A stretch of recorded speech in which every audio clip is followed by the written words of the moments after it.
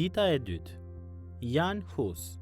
Rreth viteve 1369-1415. Baba Patoku, nga Greg Morse. Më 17 dhjetor 1999 ndodhi ajo që nuk kishte ndodhur ndonjëherë.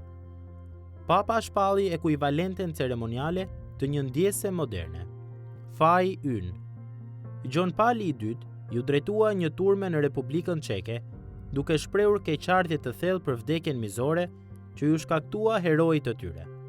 Mirëpo, keqardhja e thellë ishte më e pakta që Kisha Katolike mund të bënte në këtë rast. Vullosur me gjak. I mashtruar për të shkuar në koncilin e Konstancës, nën yshtjen e premtimit të sigurisë personale, Jan Husi, sapo vuri këmbë atje, u fut në burg për 6 muaj, ju bë një gjyq qesharak dhe u urdhërua të hidhte poshtë mësimet e tij, gjë të cilën ai nuk pranoi ta bënte.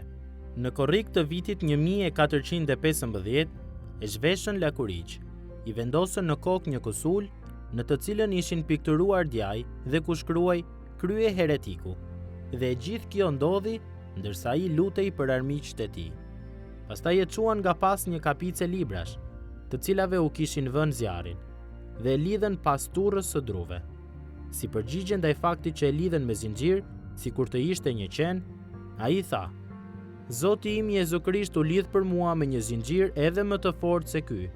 Ndaj, pse të turpërohem prej këtij zinxhiri të ndryshkur?" I kërkuan edhe një herë që të mohonte mësimet e tij, por ai refuzoi duke shpallur: "Atë që e dhash mësim me buzët e mia, tani do ta vulos me gjakun tim." Dhe pikërisht këtë bëri. Teksa flakët merrnin hov, ai vazhdonte të këndonte. Sekretari i koncilit shpalli: "O ju di mallkuar, për shkak se ke braktisur shtigjet e paqes dhe je këshilluar me judenjt, ne po të heqim kupën e shpengimit." Fatmirësisht, Kisha Katolike nuk e kishte autoritetin për të hequr tej kupën e shpengimit atë ditë. Pas vdekjes së tij, i gjithë populli i Bohemisë u ngrit në këmbë kundër kësaj padrejtësie. Në emër të tij, flasi një kryengritje kundër Romës, e cila zgjati për më tepër se një dekadë. Jan Husi ishte predikues, figurë politike, një reformator prototip dhe martir i kategorisë së parë. Kampioni i Wycliffit. Rreth vitit 1369, në vendin e patave lindi një patok. Jan Husi, që në çekisht ka kuptimin pat, lindi në Husinek, në çekisht vendi i patave, në mbretërinë e Bohemisë. Lindur në një familje të varfër, Patoku braktisi tufën për të bërë prift në kërkim të një jete më të mirë dhe pozite më të lartë. Ai u bë predikues i famshëm në kapelën e Betlehemit, por pjesën më të madhe të kohës, ai e kaloi duke shërbyer në fushën akademike si dekani i Fakultetit të Filozofisë në Prag. Duke jetuar në një kohë trazirash sociale mes qytetarëve gjermanisht dhe çekisht folës, Husi u bë një figurë kyç për nacionalizmin çek. Husi jetoi në një periudhë kur imoraliteti kishte prekur thellë klerin e Kishës Katolike. Shumë shpejt filloi të predikonte predikime të dhunshme kundër paudhësisë flagrante të klerit, derisa e spionuan te kryepeshkopi dhe e ndaluan të predikonte. Teksa lexonte shkrimin dhe shihte papët e kohës së tij që abuzonin me pushtetin e tyre, Husi arriti në konkluzionin që autoriteti i papës nuk ishte autoriteti përfundimtar. Ai kishte nevojë për një themel më të qëndrueshëm se sa themeli i ndërtuar nga kashta dhe shkarpat e opinioneve të njerëzve, pavarësisht nga fama që mund të kishin këta. Ai e ndërtoi jetën dhe shërbesën e tij mbi themelin e fjalës së Perëndisë.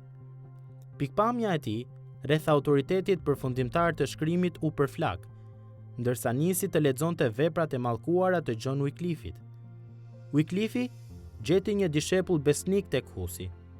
Husi i mbrojti veprat e tij me aq guxim, saqë një historian e quajti Husin kampioni i Wycliffit.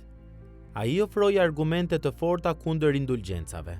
Kërkoi që si buka, ashtu dhe vera, të shërbeheshin gjatë darkës së Zotit, si dhe predikoi në gjuhën e popullit, në dallim nga latinishtia e papërkthyer e kohës.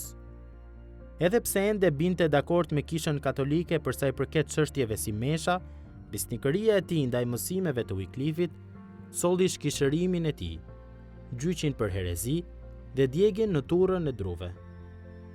Patat nuk reshtën nga garitjet. Kur më në fund Husi u dënua me vdekje, ai shpalli: "Ju mund ta piqni patën, por pas 100 vitesh do të ngrihet një mjelm, këngën e së cilës nuk do të jeni në gjendje ta ndaloni." Pikërisht 102 vjet më vonë, një murg me ndjekthjellët gozhdoi 95 teza në derën e kishës së Wittenbergut. Edhe ai, duke parë mospërputhjet mes doktrinës së kishës së Romës dhe shkrimit, u përpoq ta reformonte Kishën Katolike. Edhe ai doli ta sfidonte papën. Edhe ai u dënua si heretik. Gjatë debatit të Leipzigut, Luteri u tall me përbuzje si një husit. Ai e mohoi sa kaq këtë emërtim, por ama kaloi kohë duke lexuar veprat e tij gjatë një pushimi, dhe kur u kthye, i lavdëroi mësimet e të dënuarit Hus.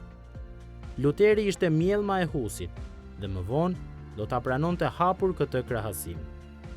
Edhe në ditët e sotme, e shohim shpesh të pikturuar rrethuar me mjellma.